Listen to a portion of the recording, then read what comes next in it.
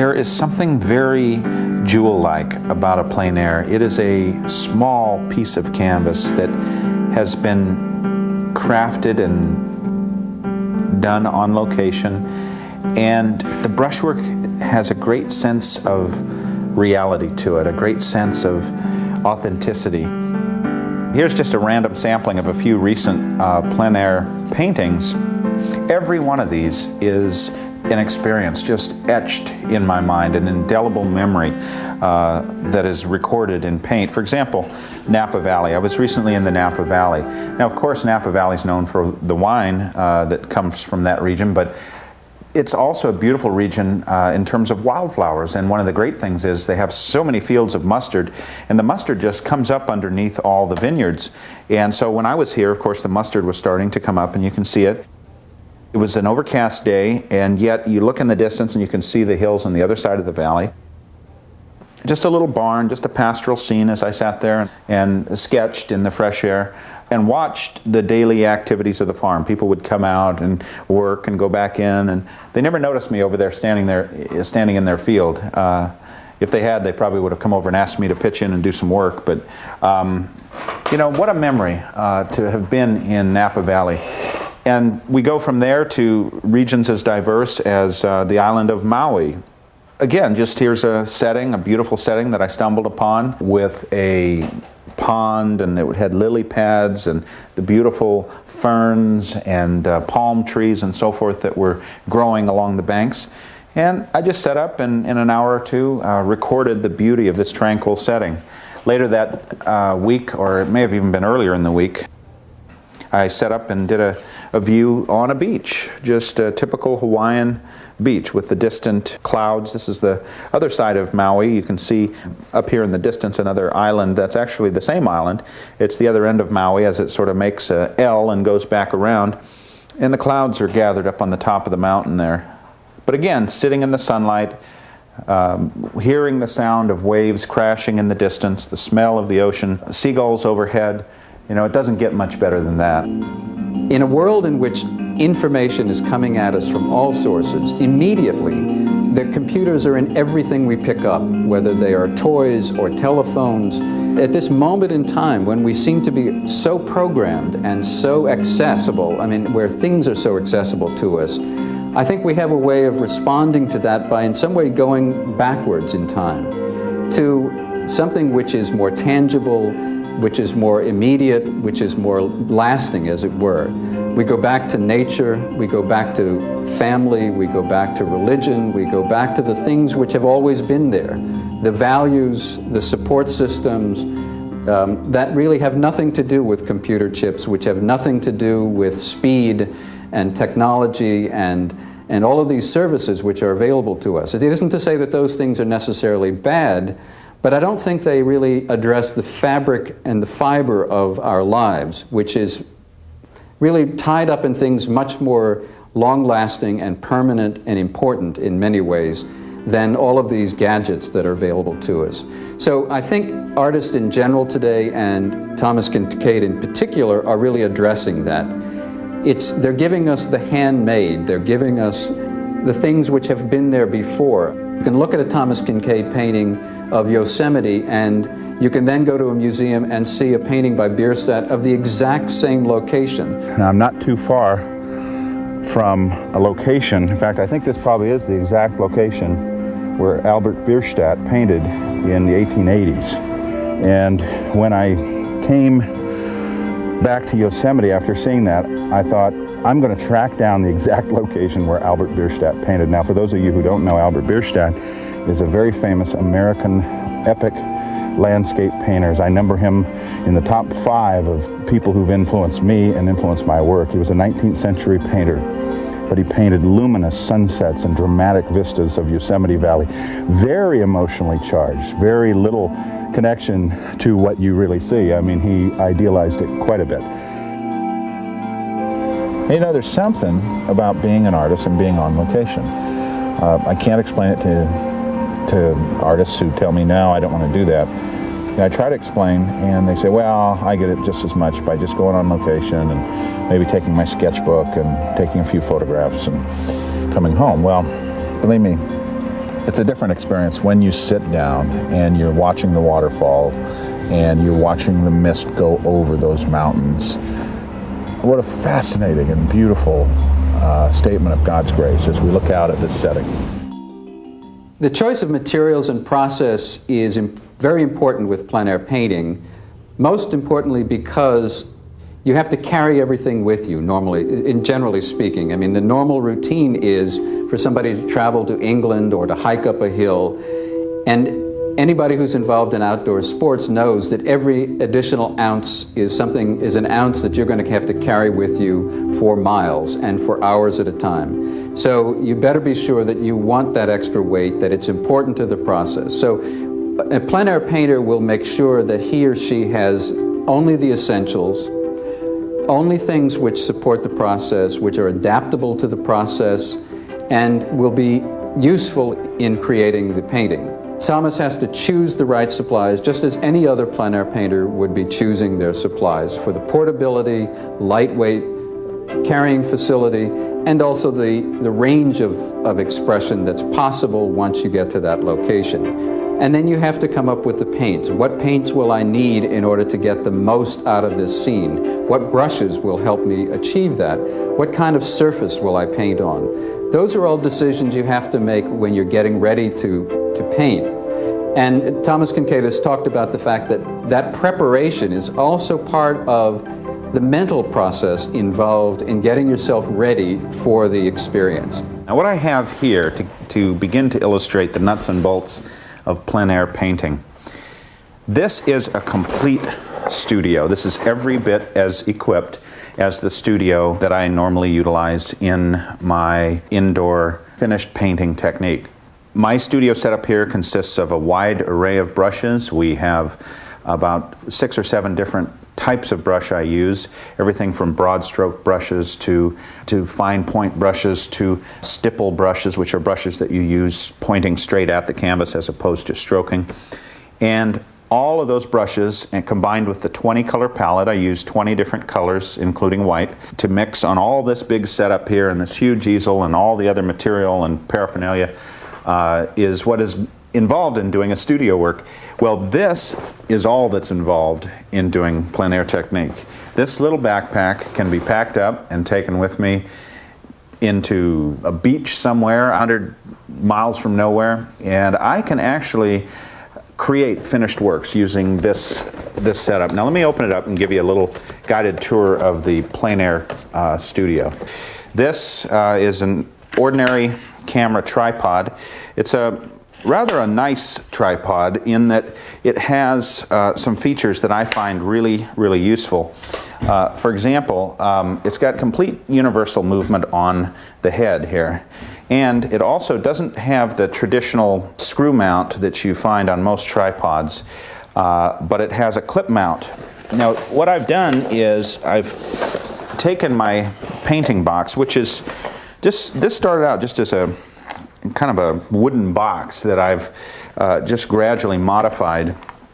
I mounted a brushed aluminum plate. It's about an 1/8 inch aluminum plate on the bottom. Onto that I mounted the camera tripod plate. Now the great advantage of that is that now I can take this and it literally just sets on there, and that's all you have to do. It just clips right on there and we have a ready-made setup. Now this tripod has another advantage in that the legs have a 3-position fix so that they can be the standard position and 2 other larger angles, which give us the ability to work very low and still have about a 3-foot diameter mount.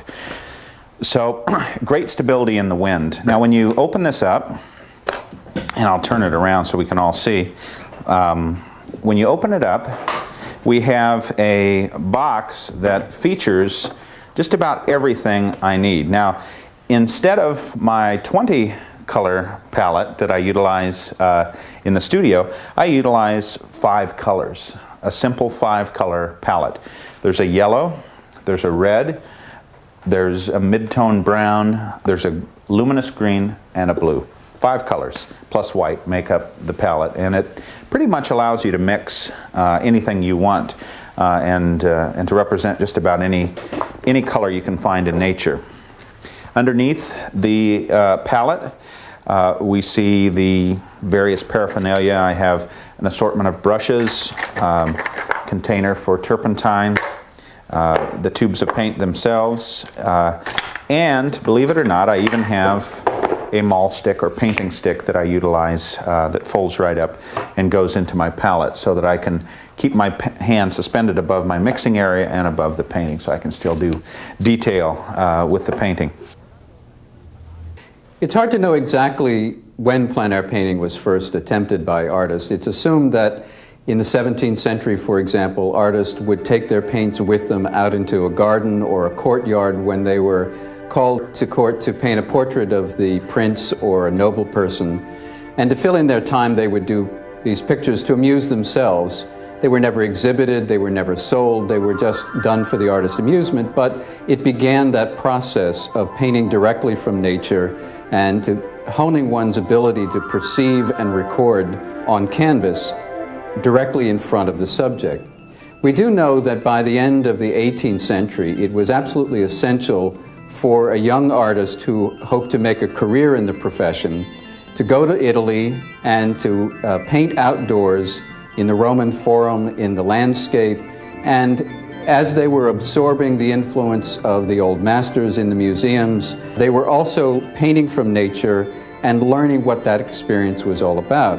Artists really didn't think that there was any importance to the work except to them personally as part of their education, because the hierarchy of the time was all about studio work.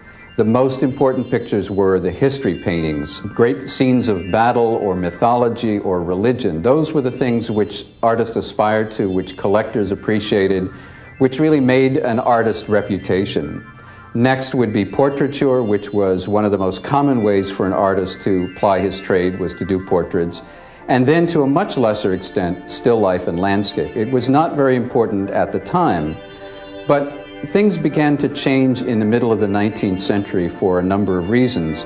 In the United States, for example, artists discovered that painting the landscape, particularly outdoor painting, set them apart from everything that had gone on in Europe before.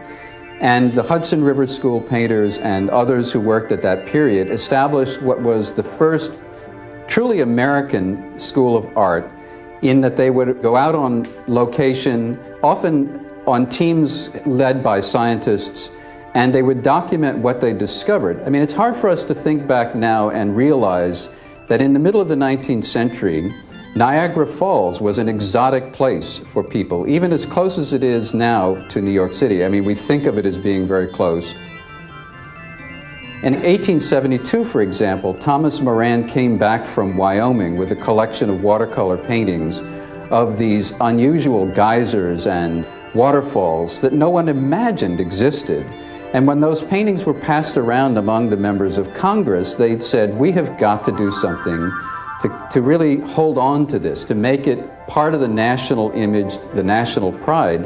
And in 1872, really based on Moran's paintings, they declared Yellowstone to be the first national park. Shortly after that, Yosemite was included. Then they looked at paintings of the Grand Canyon and had the same experience. They said to themselves, my goodness, look at the country that we have here. Look at the wealth, the resources. This is something about which we can really be proud.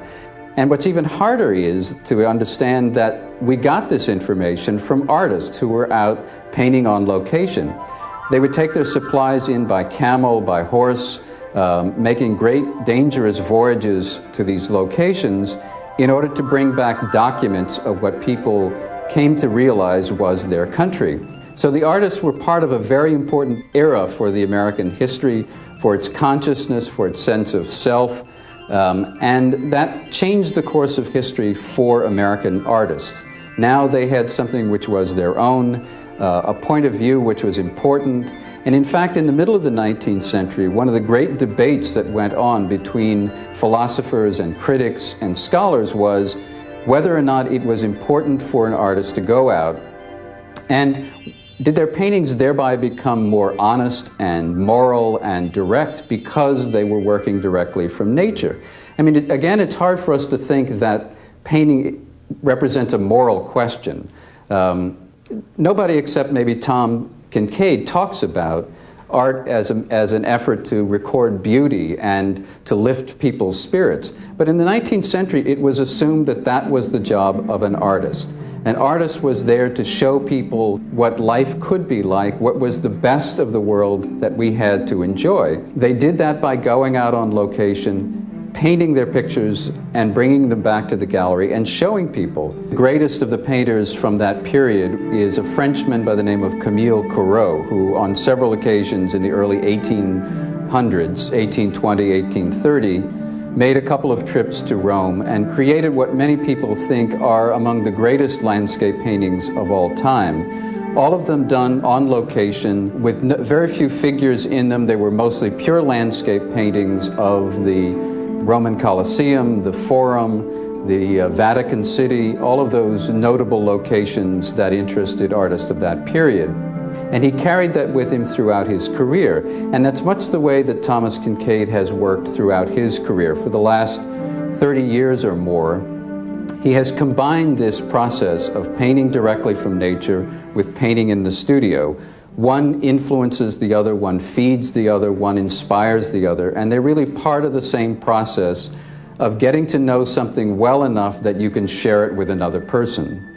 It's interesting to me, and it really kind of connects with Thom Kinkade's interest in painting, that when in later years, when Corot was the head of the French Academy and was an internationally celebrated artist for his landscape paintings, he called these paintings souvenirs, meaning that to him, they kind of refreshed his memory about what it was like to be in Italy at the time, painting from nature, under the influence of the wind, the heat, all of those things which became part of the process of learning directly from nature. Likewise, they would do what Corot did and what Thomas Kinkade does now, which is to also use those paintings as a way of developing large studio pictures. So Albert Bierstadt would take his notes about what buffalo looked like, what the hillside looked like in Wyoming, what Native American costumes were like, and he would take that information into his studio and then combine it with his own imaginative sense of the landscape and create these enormous canvases which were all about mystery and magic and wonder, while they still offered accurate information about the American landscape. And Thom Kinkade does really the same thing. He always goes out on location, he carries his paints with him everywhere, he collects this information and he takes it back to his studio. The plein air pictures have just as much merit and value, but they become part of a process of stimulating his imagination, recreating experiences in his mind and in his heart that then become part of the studio paintings. That's exactly the same thing that happened 150 years ago, 200 years ago. It's really a tradition that has deep roots in the experience of artists, and in particular the experience of American artists. The first painting we acquired might have been something that was very specific to our experience. We know that location. We've been in Carmel. We know exactly where Thomas was. After we've lived with that for a while, we may go back into the gallery and say, you know what? I wasn't looking at that little plein air painting last time, but you know, it's starting to grow on me. I love the way that now this picture of Carmel is a little different. It doesn't have those children's names on the awnings, but you know, the light is still as magical. The atmosphere is still there. So it's a different kind of experience, but it's just as valuable, and it's still, in the end, it gets to the heart of the experience that the artist had, which he then shares with you. There's a great love of detail and a great love of the mood that you can get in a studio work, but I also find a great love of the explosion of energy that you get outdoors when you are setting up and painting direct from nature. I heard a great painter one time say that when you work in the studio, you paint. When you work outdoors, it paints. And it's really true. The painting sort of paints itself. Nature tells you what to do. And your job as an artist is to put it together in as quick a fashion as you can. And those paintings retain a spark of charm to them that you just don't get in any other kind of work. It's almost as though if it's a seaside scene, you can sort of sense that little pebbles of sand are embedded in the paint. or if it's a street scene, you have the dust of the street in the paint somehow. One painter put it this way, that it was as though fresh air were captured on canvas. He recognizes that people have hard lives, that things don't always go the way you'd like it. It's not that he or anyone else is naive or is an escapist. They're saying that, look, we know all of that exists. Why do we have to dwell on it? Why can't we talk about something that lifts us up, that makes us appreciate life to a greater extent? And he believes, and I believe along with him, is that it's something an artist can do that maybe a musician or writer can do, but very few people get that opportunity to say, I can make your life richer, more enjoyable. I can give you a kind of pleasure that is different than anything else you can enjoy as a person. I can show you something magnificently beautiful. I can help you look at the sky when the sun is setting and the colors are golden and the clouds are like these imaginative forms out in the space, and say that this is such one of those unusual things which you're lucky enough to experience and to remember through the painting. What a wonderful thing to have happen in a person's life, to share that experience through Thomas Kinkade's paintings. There's no question that because of Thomas Kinkade's career and his ability to share his work with thousands and thousands of people, he's one of the most influential artists alive today. His paintings have allowed him to share his vision with a greater number of people than probably any other living artist. And so that makes him, by definition, a very important contemporary artist, somebody who is part of the American culture, part of the international culture, really, because he is doing what an artist is supposed to do and what an artist does better than anybody else, which is to share his or her view of the world, his or her experience in the world, to make it part of everyone's experience.